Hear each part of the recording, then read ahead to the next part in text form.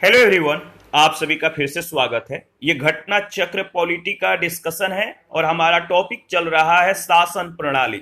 इससे पहले वाले सेशन में 31 प्रश्न तक ऑलरेडी हम लोगों ने कंप्लीट कर लिया था। आज का जो सेशन है 32 नंबर प्रश्न से स्टार्ट करेंगे। डिस्कशन को स्टार्ट करने से पहले मैं बता दूं कि इसका पीडीएफ अवेलेबल है। अगर आपको पीडीएफ चाहिए तो Telegram channel, Telegram quiz group या चैनल के कम्युनिटी बॉक्स में जाइए, वहां पर इसके रिगार्डिंग में इंफॉर्मेशन को अपडेट कर दिया गया है। तो चलिए स्टार्ट करते हैं। प्रश्न संख्या 32 है, प्रेसिडेंशियल शासन का उदय सर्वप्रथम किस देश में हुआ? प्रेसिडेंशियल शासन का उदय सर्वप्रथम किस देश में हुआ? तो संयुक्त राज्य अमेरिका, डी ऑप्शन।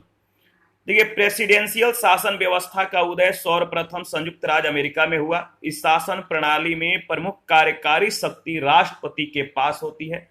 वह लोगों के द्वारा प्रत्यक्ष या अप्रत्यक्ष रूप से निश्चित अवधि के लिए चुना जाता है। इस शासन प्रणाली में कार्यपालिका विधायिका से पृथक होती है।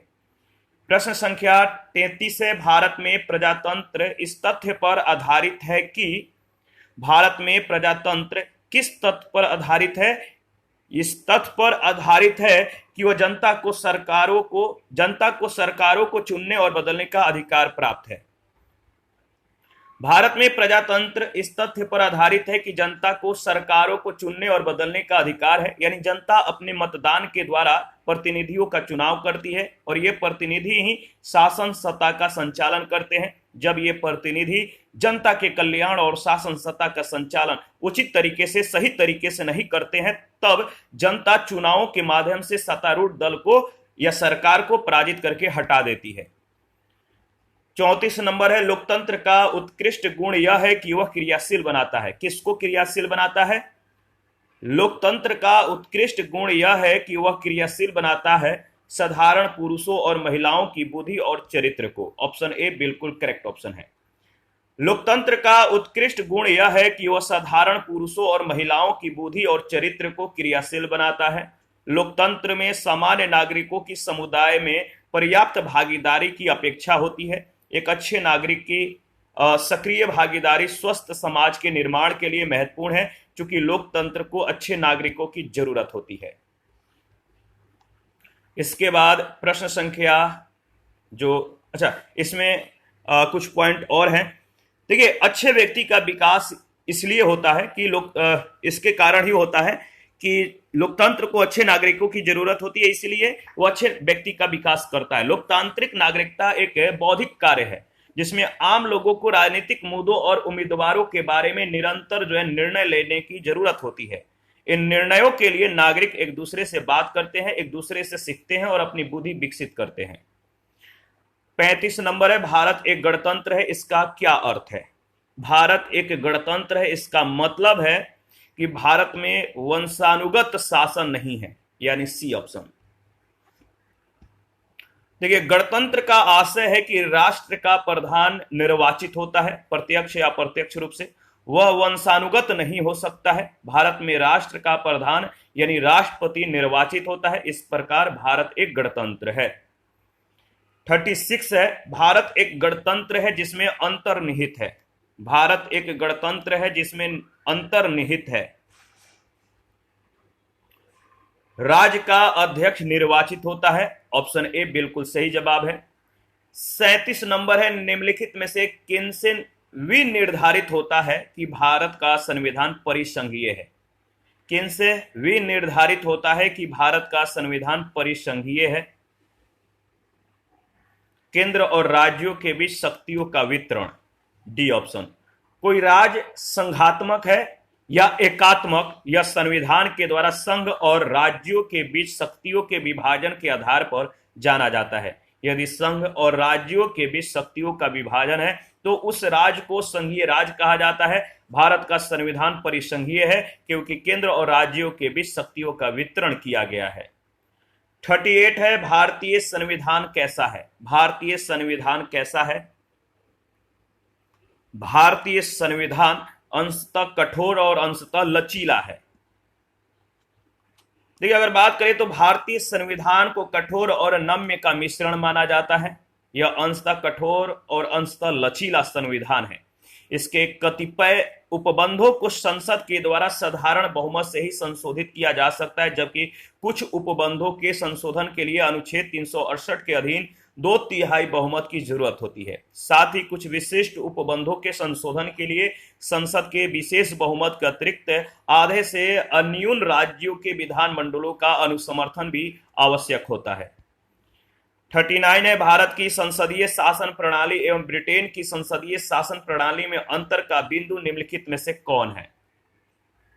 भारत की संसदीय शासन प्रणाली एवं ब्रिटेन की संसदीय शासन प्रणाली में अंतर का बिंदु निम्नलिखित में से कौन सा है? सही जवाब है न्यायिक समीक्षा, बी ऑप्शन बिल्कुल सही जवाब है।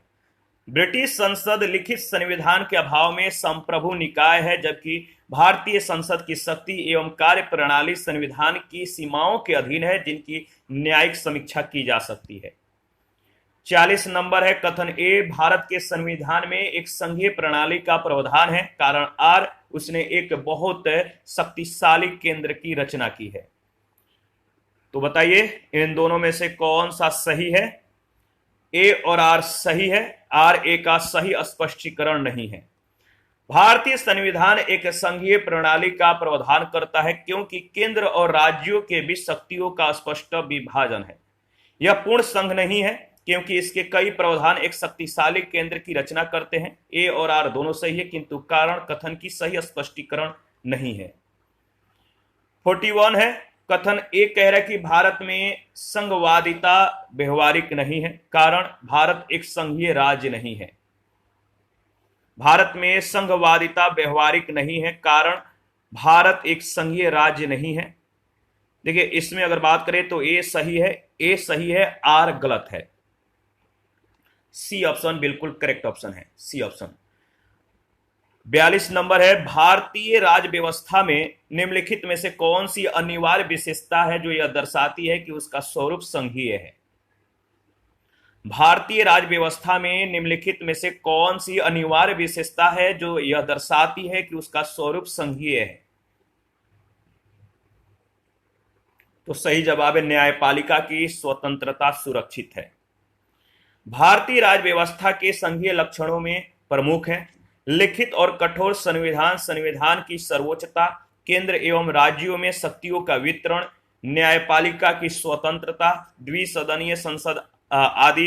इनमें से न्यायपालिका की स्वतंत्रता का सुरक्षित होना संघीय प्रणाली की अनिवार्य शर्त है, क्योंकि न्यायपालिका के पास ही संविधान की व्याख्या की शक्ति होती है, ताकि संघीय संरचना में संविधान के मूलभूत प्रावधानों को केंद्र के द्वारा एक पक्षीय रूप से परिवर्तित न किया जा सके। भारतीय संविधान के तहत केंद्र और राज्यों के बीच विवादों के संदर्भ में उच्चतम न्यायालय को आरंभिक अधिकारिता प्राप्त है। याद रखिएगा, भारतीय संसद के उच्च सदन में राज्यों के निर्वाचित प्रतिनिधि होना भी भारतीय राज्य व्यवस्था के संघीय स्वरूप को दर्शाता है। तथापि न्यायपालिका की स्वतंत्रता के लिखित संविधान के तहत यह सुरक्षित होने को ही प्रश्नगत विकल्पों में भारतीय राज्य व्यवस्था के संघीय स्वरूप को दर्शाने वाली अनिवार्य विशेषता मानना समुचित उत्तर है। 43 है, निम्न में से कौन एक भारत के संविधान का संघीय लक्षण नहीं है? निम्न में से कौन एक भारत के संविधान का संघीय लक्षण नहीं है? एक हरी नागरिकता, सी ऑप्शन। एक हरी नागरिकता भारत के संविधान का संघीय लक्षण नहीं है। भारतीय संविधान में एकात्मक और संघात्मक दोनों ही विशेषताएं मौजूद हैं। भारतीय संविधान के संघात्मक लक्षणों में अगर बात करें तो लिखित संविधान, कठोर संविधान, ठीक है, लिखित संविधान, कठोर संविधान, केंद्र और राज्यों में शक्तियों का वितरण, न्यायपालिका की सर्वोच्चता एवं स्वतंत्रता, द्विसदनीय विधानमंडल आदि है। जबकि एकात्मक लक्षणों के अंतर्गत एकल नागरिकता, राज्यपालों की राष्ट्रपति के द्वारा नियुक्ति, आपातकाल की घोषणा, समझौतों को लागू करने में संसद की शक्ति आदि का उल्लेख किया जा सकता है। 44 है, भारतीय संघीय व्यवस्था में कौन से एकात्मक तत्व पाए जाते हैं? भारतीय संघीय व्यवस्था में कौन से एकात्मक तत्व पाए जाते हैं? सही जवाब क्या है बताइए। तो देखिए अगर बात करें तो इसमें यानी भारतीय संघीय व्यवस्था में कौन से एकात्मक तत्व पाए जाते हैं, तो इसका सही जवाब हो जाएगा 4 जो कि दिया गया है, क्या 4, इसके बाद 6, 7, 4, 6, 7, राज्यपाल की नियुक्ति, राज्य विधेयकों पर राष्ट्रपति की स्वीकृति, संवैधानिक संकट, यानी डी ऑप्शन बिल्कुल करेक्ट ऑप्शन है। दिए गए सभी तत्वों में से क्रम संख्या 4, 6, 7 पर उल्लेखित तत्व ही भारतीय परिसंघीय व्यवस्था के एकात्मक तत्व हैं। क्रम संख्या पहला, दूसरा, तीसरा पर उल्लेखित सभी तत्व परिसंघीय व्यवस्था के अनिवार्य तत्व हैं। क्रम संख्या 5 पर उल्लेखित तत्व को यदि हम शक्तियों के विभाजन के पर्यायवाची के रूप में ले लें तो वह तत्व परिसंघीय व्यवस्था का कारक तत्व यानी सर्वाधिक आधारभूत तत्व है। परिसंघीय व्यवस्था के अन्य सभी तत्व इसी तत्व से निकलते हैं। हमारी राज्य व्यवस्था आधारिक रूप से परिसंघीय है, परंतु वह संघ सरकार की तरफ जो है झुकी हुई है। राज्यपालों की नियुक्ति एवं अन्य कतिपय उपबंध, राज्यों में संवैधानिक तंत्र की विफलता संबंधी उपबंध, समवर्ती सूची और उसमें प्रगणित विषयों पर संघीय अध्यायरोही विधायी शक्ति, राज्यों का नाम और भूगोल बदलने की संसद की शक्ति, राज्यों की कमजोर वित्तीय शक्तियां, संविधान संशोधन में राज्यों की अपेक्षाकृत निर्बल भूमिका, अनुच्छेद 368, अखिल भारतीय सेवा संबंधी संवैधानिक और अन्य विधिक उपबंध, राज्यसभा में राज्यों का असमान प्रतिनिधित्व और संबंधित राज्य का हित सुनिश्चित करना, हित जो है यानी कह सकते हैं उसके पक्ष में अच्छे चीजों को सुनिश्चित करने में राज्यसभा की कमजोर भूमिका जैसे संवैधानिक लक्षण हमारी राज्य व्यवस्था के एकात्मक तत्व हैं, जिनके कारण हमारा संविधान पूर्ववर्ती परिसंघीय संविधानों से सुभिन्न हो जाता है। प्रश्न संख्या नेक्स्ट 45 है, इनमें से कौन सा भारतीय संघीय व्यवस्था में एकात्मक तत्व है? इनमें से कौन सा भारतीय संघीय व्यवस्था में एकात्मक तत्व है? तो देखिए इसका सही जवाब हो जाएगा राज्यपालों की नियुक्ति, राज्यसभा में असमान प्रतिनिधित्व और आपका अखिल भारतीय सेवाएं, यानी बी ऑप्शन बिल्कुल करेक्ट ऑप्शन है। प्रश्न संख्या 46 है, भारत में संघीय व्यवस्था से संबंधित निम्न कथनों में से कौन सा कथन सही है? 4 कथन है, कौन कौन से कथन सही है आपको बताना है।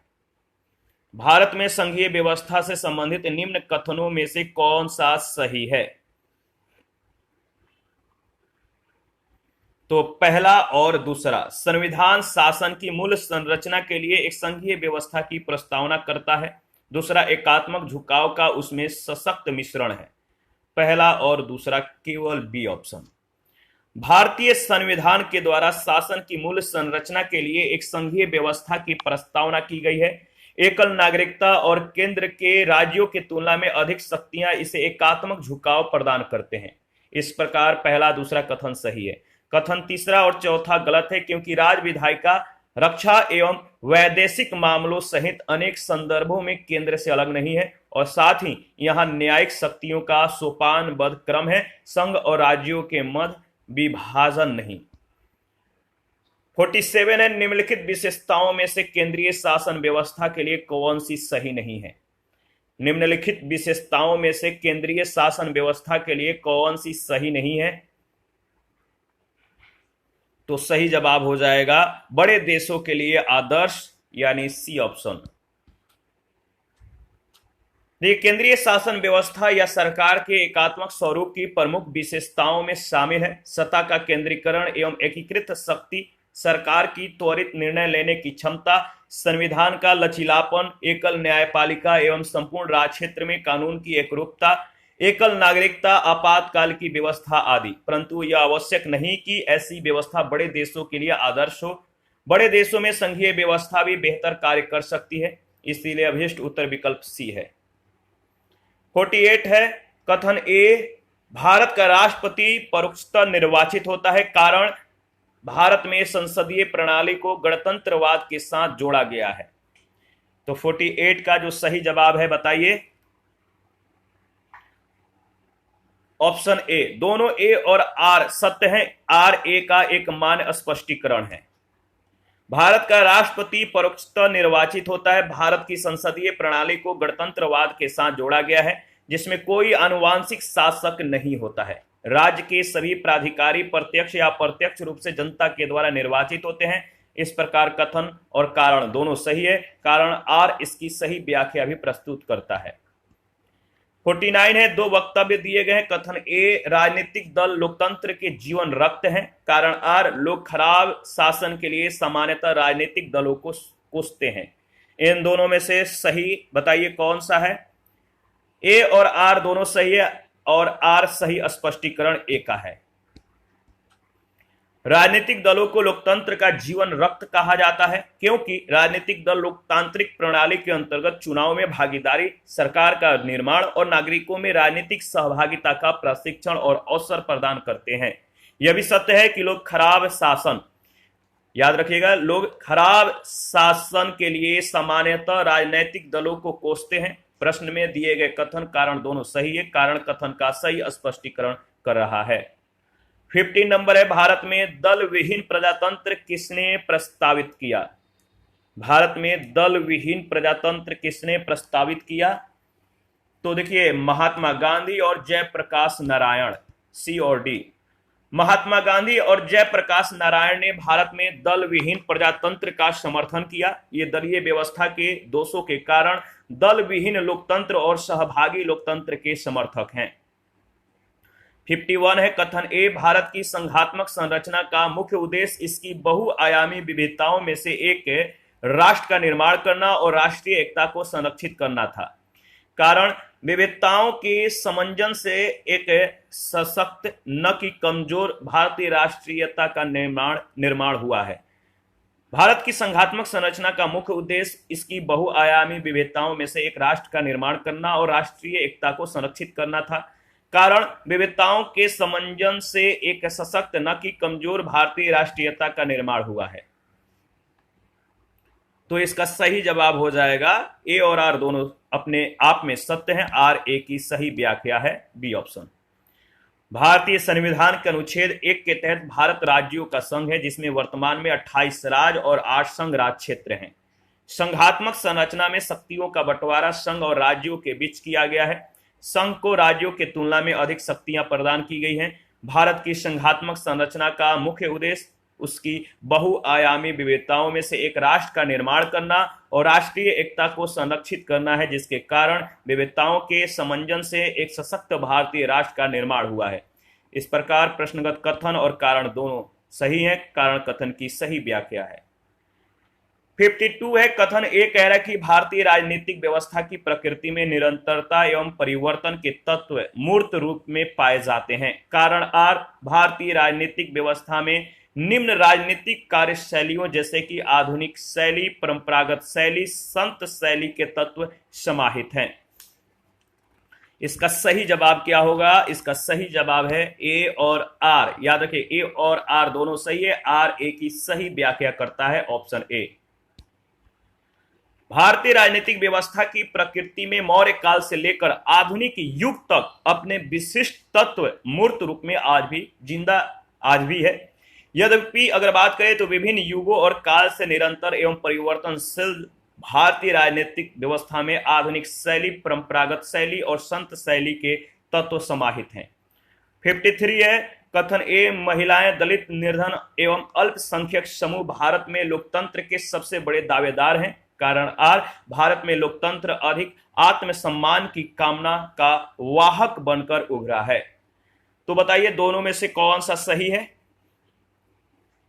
दोनों यानी ए और आर सत्य है। आर ए का एक मान्य स्पष्टीकरण है। ऑप्शन ए बिल्कुल करेक्ट ऑप्शन है। महिलाएं, दलित, निर्धन और अल्पसंख्यक समूह भारत में लोकतंत्र के सबसे बड़े दावेदार हैं क्योंकि लोकतंत्र उनके व्यक्तिगत अधिकारों की रक्षा कर उनके आत्मसम्मान और गरिमा को बढ़ाता है। इस प्रकार कथन और कारण दोनों सही है। 54 है, भारतीय संविधान के बृहद होने के कारण है। भारतीय संविधान के बृहद होने के कारण है। तो इसका सही जवाब हो जाएगा, अगर बात करें तो भारतीय संविधान के बृहद होने के जो कारण दिए गए हैं, ऑप्शन सही नहीं है। ठीक है, ऑप्शन थोड़ा डाउटफुल है तो इसको छोड़ते हैं, इसके बारे में डिस्कस कर लेते हैं। भारत का संविधान विश्व का सबसे विस्तृत, सबसे बड़ा संविधान है। इसके बृहद होने का कोई एक कारण नहीं है, बल्कि सभी कारणों से संविधान का जो स्वरूप है वो काफी बड़ा हो गया है। विकल्प में कोई भी एक सत्य नहीं है, बल्कि सभी सत्य हैं। 55 है, निम्नलिखित में से कौन सा कथन सत्य है? कौन सा कथन सत्य है? तो देखिए, अगर बात करें तो इसमें जो सत्य है वो है आपका संयुक्त राज्य अमेरिका में सरकार की संघीय प्रणाली है, ऑप्शन ए। अमेरिका के संविधान में संघीय प्रणाली का स्पष्ट उल्लेख है। भारत के संविधान में अगर बात करें तो भारत को राज्यों का जो है संघ बताया गया है, किंतु संविधान के प्रावधान राज्यों की अपेक्षा केंद्र को ज्यादा जो है शक्तिशाली बनाने पर जोर देते हैं। इससे कुछ विद्वान भारत के संविधान को संघात्मक और एकात्मक प्रणालियों का मिश्रण मानते हैं, किंतु भारतीय संविधान एकात्मक प्रणाली का लक्षण लिए हुए मूल रूप से संघीय संविधान है। ऐसा मानना ज्यादा उचित है। 56 निम्नलिखित में से कौन सी एक भारतीय संघ राज पद्धति की विशेषता नहीं है? निम्नलिखित में से कौन सी एक भारतीय संघ राज पद्धति की विशेषता नहीं है? यह संघबद्ध होने वाली इकाइयों के बीच एक सहमति का परिणाम है, डी ऑप्शन।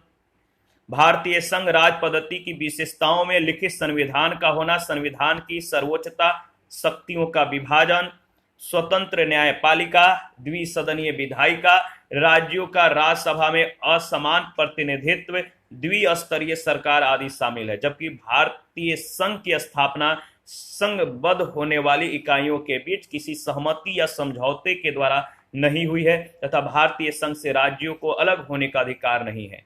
भारतीय संविधान के अनुच्छेद 1 में उल्लेखित है कि इंडिया यानी भारत राज्यों का संघ होगा, यानी विकल्प डी भारतीय संघ राज पद्धति की विशेषता नहीं है, यह अमेरिकी संघवाद की विशेषता है। 57 है, कथन ए कह रहा है कि भारतीय संघात्मक व्यवस्था को अर्ध संघात्मक कहा जाता है, कारण भारत में एक स्वतंत्र न्यायपालिका है जिसे न्यायिक पुनरीक्षण का जो है अधिकार है। तो अगर बात करें तो इसमें जो सही है, देखिए ए और आर दोनों सही है, आर ए की सही व्याख्या नहीं करता है, बी ऑप्शन बिल्कुल करेक्ट ऑप्शन है। भारत के संविधान का वर्णन विभिन्न प्रकार से किया गया है। इसे अर्ध परिसंघीय कहा गया है, इसे परिसंघीय किंतु प्रबल एकात्मक या केंद्र समर्थक भी कहा गया है। संरचना में परिसंघीय किंतु भावना में एकात्मक, समान स्थिति में परिसंघीय किंतु आपात स्थिति आदि के दौरान पूर्णतः जो है एकात्मक रूप में परिवर्तित हो जाने के इसके गुण के कारण ही इसे अर्ध संघात्मक कहा जाता है। भारतीय संविधान में स्वतंत्र न्यायपालिका का प्रावधान है, जो सर्वोच्च न्यायालय को न्यायिक पुनरीक्षण की शक्ति प्राप्त है। संविधान के विभिन्न अनुच्छेद जैसे कि अनुच्छेद 13, 32, अनुच्छेद 131, 136, 141, 143, 226, 227, 245, 246 और 372 आदि के उपबंध प्रत्यक्ष या अप्रत्यक्ष रूप से न्यायपालिका को न्यायिक पुनरीक्षण की शक्ति प्रदान करते हैं। 58 है, कारण ए भारतीय संविधान अर्ध संघात्मक है, कारण आर कथन ए है कि भारतीय संविधान अर्ध संघात्मक है, कारण भारतीय संविधान न तो संघात्मक है और न ही एकात्मक है। तो इसमें जो सही ऑप्शन है आपको बताना है, ए और आर दोनों सही है, आर ए की सही व्याख्या भी करता है, ऑप्शन ए। इसके बारे में अगर बात करें तो देखिए, भारत के संविधान का वर्णन विभिन्न प्रकार से किया गया है। इसे अर्ध परिसंघीय कहा गया है, इसे परिसंघीय किंतु प्रबल एकात्मक या केंद्र समर्थक भी कहा गया है। इसे संरचना में परिसंघीय किंतु भावना में एकात्मक, समान स्थिति में परिसंघीय लेकिन आपात स्थिति आदि के दौरान पूर्णतः एकात्मक रूप में परिवर्तित किए जा सकने वाला कहा गया है। भारतीय संविधान बेसिकली जो है संघात्मक है, लेकिन उसमें केंद्रीयकरण की प्रवृत्ति जो है प्रबल है। इस मत का समर्थन संविधानविद दुर्गा दास बसु भी करते हैं। भारतीय संविधान न तो पूर्णतः संघात्मक है और न ही पूर्णतः एकात्मक, इसी कारण इसे अर्ध संघात्मक कहा गया है। 59 है, भारतीय संविधान की प्रकृति क्या है? भारतीय संविधान की प्रकृति क्या है? तो प्रकृति में संघीय लेकिन भावना में एकात्मक है, डी ऑप्शन। 60 नंबर है, भारतीय संघवाद को सहकारी संघवाद किसने कहा है? भारतीय संघवाद को सहकारी संघवाद किसने कहा है? तो जी ऑस्टिन, ऑप्शन ए।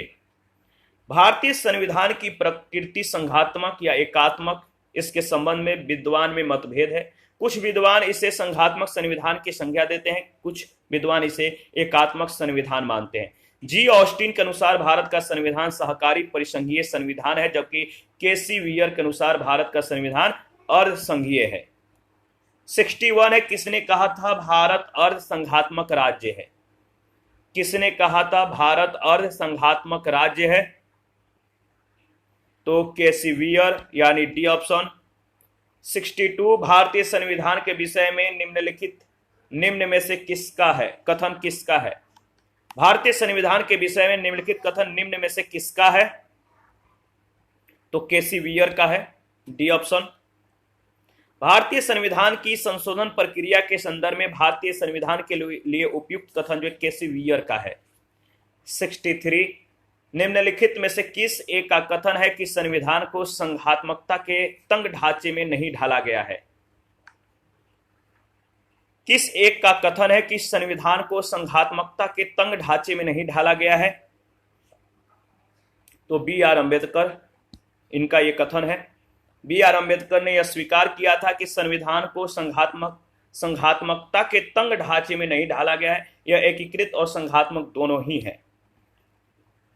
64 है मिथकों और कहावतों के रूप में प्रशासन के सिद्धांतों को किसने अस्वीकार किया है? मिथकों और कहावतों के रूप में प्रशासन के सिद्धांत को किसने अस्वीकार किया है? तो हर्बर्ट साइमन। ठीक है, हर्बर्ट ए साइमन ने मिथकों और कहावतों के रूप में प्रशासन के सिद्धांतों को असंगत और अस्पष्ट मानते हुए अस्वीकार किया है, जबकि ड्वाइट वाल्डो, फ्रैंक मेरिनी और एफ.डब्ल्यू. रिक्स ने मिथकों और कहावतों के रूप में प्रशासन के सिद्धांतों को स्वीकार किया है। 65 है विधि और स्वाधीनता के बीच सबसे उपयुक्त संबंध को निम्नलिखित में से कौन प्रतिबिंबित करता है?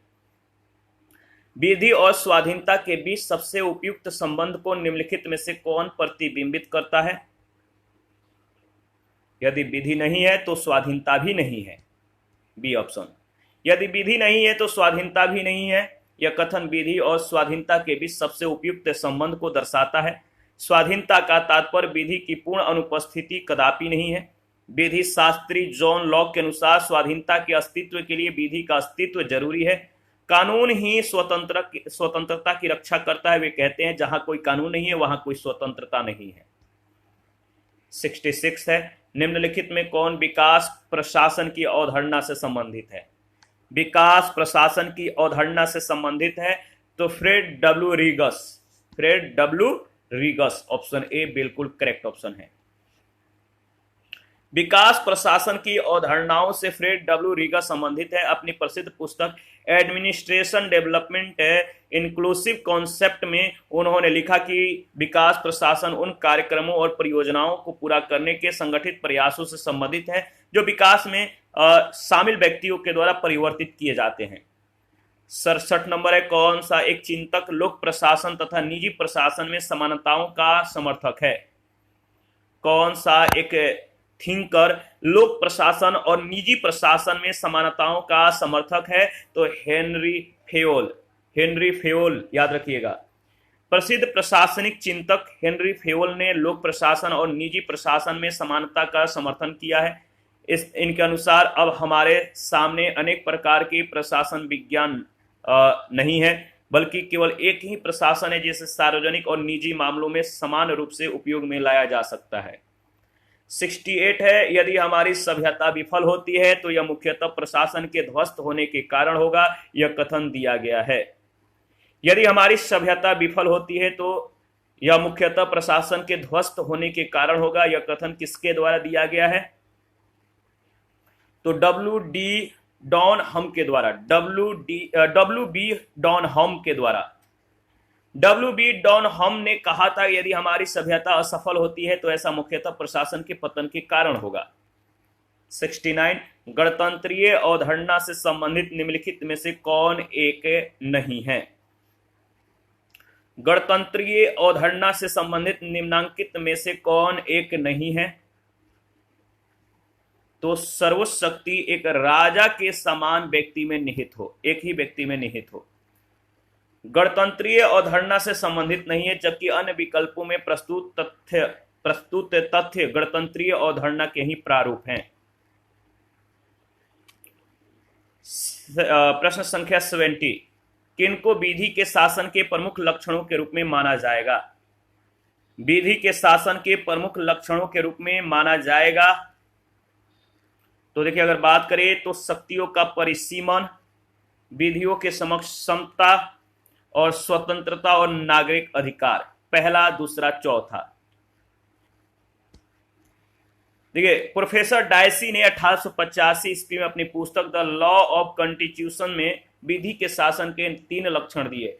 विधि की सर्वोपरिता, इसका मतलब है कि विधि सर्वोच्च है, और राज्य की या व्यक्ति की स्वेच्छाचारिता का अभाव होना, यानी किसी भी व्यक्ति को केवल विधि के उल्लंघन के लिए दंडित किया जा सकता है, अन्य किसी के लिए नहीं। स्वेच्छाचारिता का अभाव शक्तियों के परिसीमन के रूप में प्रतिबिंबित होता है। दूसरा है विधि के समक्ष समता, यानी विधि के लिए सभी समान हैं और कोई भी विधि के ऊपर नहीं है। तीसरा है विधिक भावना की प्रबलता, इसका मतलब है कि संविधान के सामान्य सिद्धांत व्यक्तियों के अधिकार स्वतंत्रताओं का निर्धारण करने वाले न्यायिक विनिश्चयों का परिणाम है। सरकार के प्रति जन उत्तरदायित्व विधि के शासन का लक्षण नहीं है। 71 है, निम्नलिखित में से कौन सा एक कथन किसी देश के संविधान के मुख्य प्रयोजन को सर्वोत्तम रूप से प्रतिबिंबित करता है? कौन सा एक कथन किसी देश के संविधान के मुख्य प्रयोजन को सर्वोत्तम रूप से प्रतिबिंबित करता है? यह सरकार की शक्तियों को परिभाषित और सीमाबद्ध करता है, सी ऑप्शन। किसी देश के संविधान का मुख्य उद्देश्य सरकार की प्रकृति और स्वरूप की एक रूपरेखा तैयार करना है। संविधान देश में सरकार के आधारभूत सिद्धांतों और संरचना एवं प्रकारों की स्थापना के साथ व्यक्तियों के अधिकारों एवं स्वतंत्रताओं को परिभाषित करता है। चूंकि संविधान में किसी देश के बुनियादी मौलिक कानून निहित होते हैं, अतः अगर बात करें तो याद रखिएगा, यह सरकार जो है, अतः यह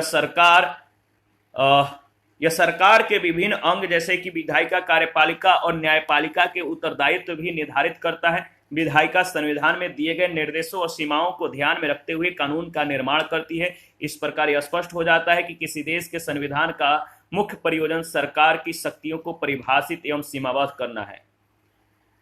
72 है, निम्नलिखित कथनों पर विचार कीजिए। निम्नलिखित कथनों पर विचार कीजिए। संवैधानिक सरकार वह है, संवैधानिक सरकार वह है जो व्यक्ति की स्वतंत्रता के हित में राज्य की सत्ता पर प्रभावकारी प्रतिबंध लगाती है, बी ऑप्शन। संवैधानिक सरकार में अगर बात करें तो सरकार की शक्ति का स्रोत संविधान होता है। संवैधानिक सरकार व्यक्ति की स्वतंत्रता के हित में राज्य की सत्ता पर प्रभावकारी प्रतिबंध लगाती है।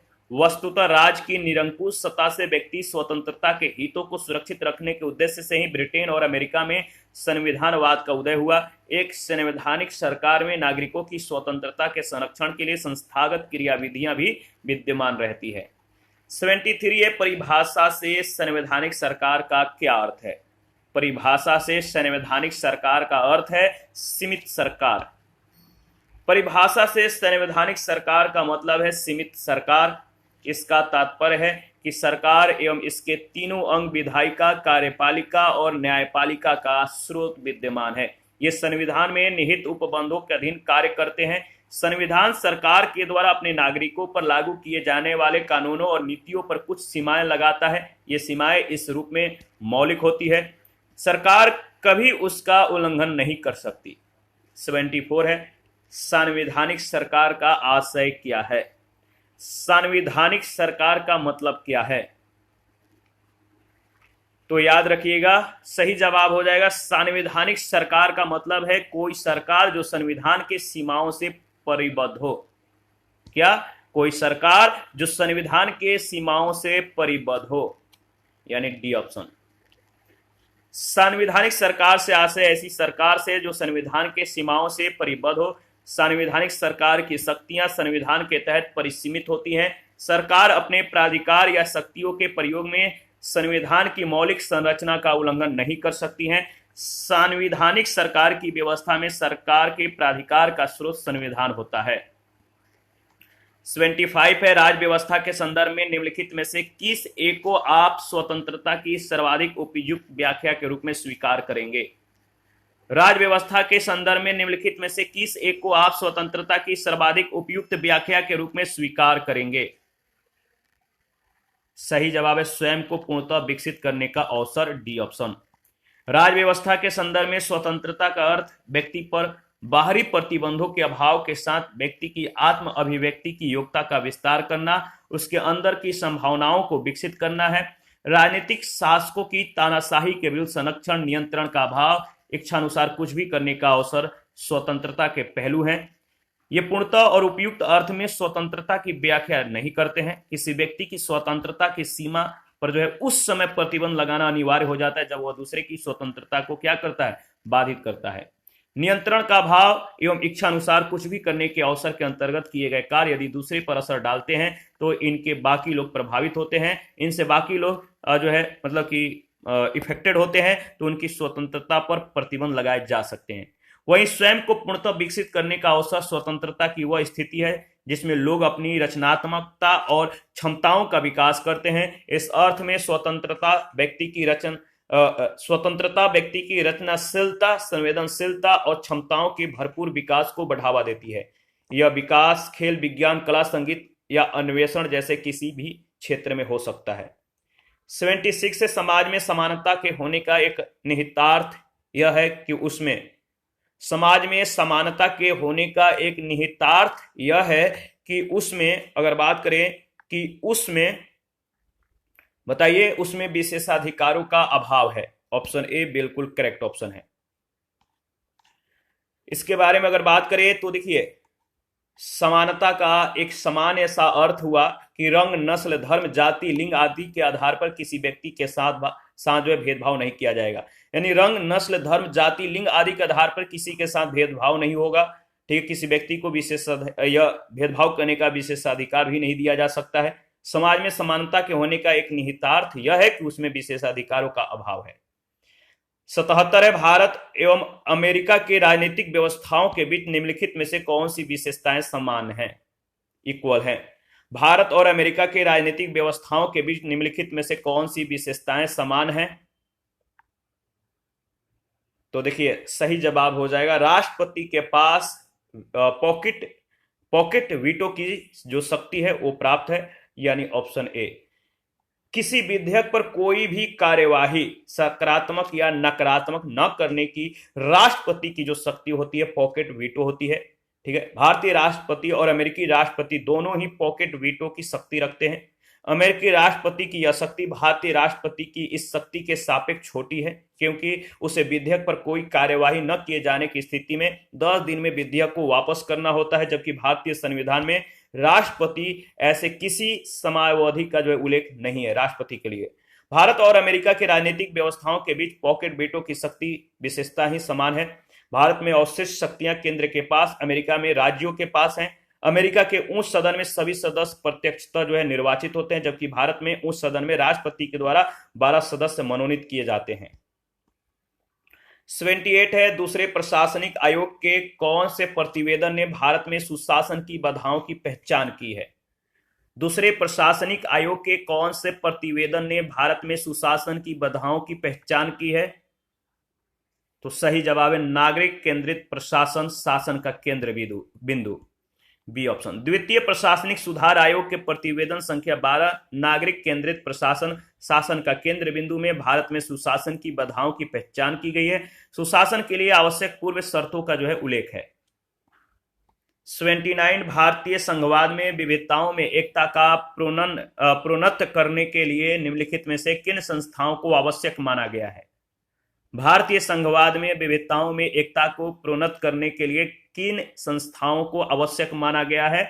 तो अंतरराज्य परिषद एवं राष्ट्रीय विकास परिषद, वित्त आयोग एवं क्षेत्रीय परिषद, एकल न्यायिक व्यवस्था एवं अखिल भारतीय सेवाएं, उपरोक्त सभी, डी ऑप्शन। भारतीय संघवाद में विविधताओं में एकता को प्रोन्नत करने के लिए उपरोक्त सभी संस्थाओं को आवश्यक माना गया है। अंतरराज्य परिषद तथा राष्ट्रीय विकास परिषद, वित्त आयोग एवं क्षेत्रीय परिषद, एकल न्यायिक व्यवस्था एवं अखिल भारतीय सेवाएं भारतीय संघवाद में विविधताओं में एकता प्रोत्साहित करते हैं, जिससे संघ और राज्य आपस में जुड़े रहते हैं। भारतीय संविधान के अनुच्छेद 263 में अंतरराज्य परिषद का उल्लेख है। राज्यों के पास अगर बात करें तो आपस में या संघ से विवाद की स्थिति में राष्ट्रपति के द्वारा अंतरराज्य परिषद का गठन किया जाता है। योजनाओं के निर्माण में राज्यों की भागीदारी के लिए राष्ट्रीय विकास परिषद की स्थापना की जाती है, जिसके अध्यक्ष प्रधानमंत्री और सदस्य राज्यों के मुख्यमंत्री होते हैं। संघ और राज्यों के बीच करों के शुद्ध आगमों के वितरण तथा भारत की संचित निधि में से राज्यों के राजस्व में सहायता अनुदान को शासित करने आदि के लिए अनुच्छेद 280 के तहत राष्ट्रपति के द्वारा वित्त आयोग की स्थापना की जाती है। केंद्र और राज्यों के बीच तथा राज्यों के आपसी मतभेदों को स्वतंत्र एवं निष्पक्ष विचार विमर्श के माध्यम से सुलझाने के लिए क्षेत्रीय परिषदों की स्थापना की जाती है। भारत में एकल न्यायिक व्यवस्था को अपनाया गया है, जिसमें उच्चतम न्यायालय सर्वोच्च है और इसके द्वारा दिया गया निर्णय सर्वमान्य एवं अंतिम होता है। अनुच्छेद 312 में अखिल भारतीय सेवाओं का उल्लेख किया गया, जो संघ और राज्य दोनों के लिए है। प्रश्न संख्या 80 है, निम्नलिखित में से किस दशक में भारत की संसदात्मक व्यवस्था केंद्रीयता से संघवाद की ओर खिसकी? किस दशक में भारत की संसदात्मक व्यवस्था केंद्रीयता से संघवाद की ओर खिसकी? तो सही जवाब है 1970 के दशक में। 1960 के दशक से ही देश में विभिन्न राज्यों में विपक्ष का उभार होने लगा था। कुछ राज्य कांग्रेस के हाथ से निकल भी गए थे। वास्तव में भारत में संसदात्मक व्यवस्था केंद्रीयता से संघवाद की ओर 1970 के दशक में खिसकी, जबकि बहुत से राज्यों में कांग्रेस पार्टी का बहुमत जो है नहीं रहा। इसी के साथ आज का जो सेशन है समाप्त करते हैं। नेक्स्ट सेशन में राष्ट्रीय प्रतीक के बारे में डिस्कस करेंगे। आप अपना प्रतिक्रियाएं देते रहें, आपके प्रतिक्रियाओं का बेसब्री से इंतजार रहता है। जिन लोगों ने Telegram channel, Telegram quiz group, Facebook page, Instagram को ज्वाइन नहीं किया है, वीडियो के डिस्क्रिप्शन बॉक्स में उसका लिंक है, आप लोग ज्वाइन कीजिए और हमें सपोर्ट कीजिए। थैंक यू, मिलते हैं नेक्स्ट सेशन में।